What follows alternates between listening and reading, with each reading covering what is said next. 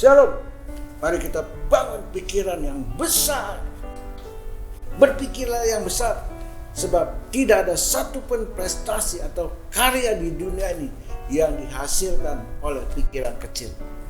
Filipi 4 ayat 8 bilang, jadi akhirnya saudara-saudara, semua yang benar, semua yang mulia, semua yang adil, semua yang suci, semua yang manis, semua yang sedap didengar, semua yang disebut kebajikan dan patut dipuji, pikirkanlah semuanya itu. Pikiran kecil membicarakan orang, pikiran sedang membicarakan peristiwa, pikiran besar membicarakan gagasan. Ketika jenis pikiran ini selalu ada di otak kita, pikiran mana yang lebih mendominasi, itulah keadaan kita saat ini. Matius 15 ayat 18 sampai 19 bilang, tetapi apa yang keluar dari mulut berasal dari hati, dan itulah yang menajiskan orang. Karena dari hati timbul segala pikiran jahat, pembunuhan, perzinahan, percabulan, pencurian, sumpah palsu dan hujat.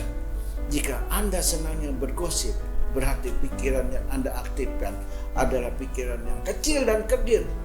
Jika Anda senangnya belajar dan mengejar pengetahuan, maka pikiran yang Anda aktifkan adalah pikiran yang sedang.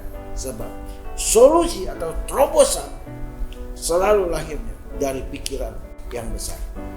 Kisah Para Rasul 17 ayat 17 bilang, karena itu di rumah ibadat ia bertukar pikiran dengan orang-orang Yahudi dan orang-orang yang takut akan Allah, dan di pasar setiap hari dengan orang-orang yang dijumpainya di situ.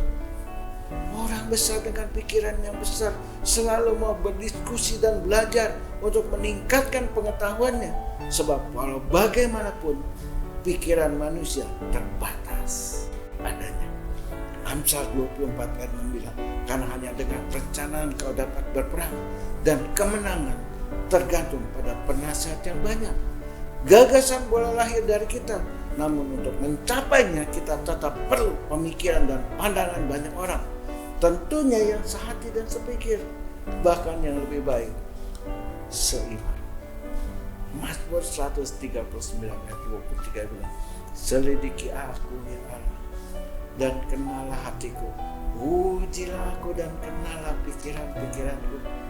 Kita perlu mengevaluasi pikiran dan tindakan kita sehari-hari. Berdoalah dan mintalah kepada Tuhan agar Dia memberi petunjuk dan tuntunannya dalam hidup kita. Dan saya percaya kalau Tuhan sudah menuntun kita, Tuhan membawa kita kepada rancangan yang ajaib, maka kita akan melihat hidup ini begitu penuh dengan kasih karunia. Tuhan Yesus memberkati.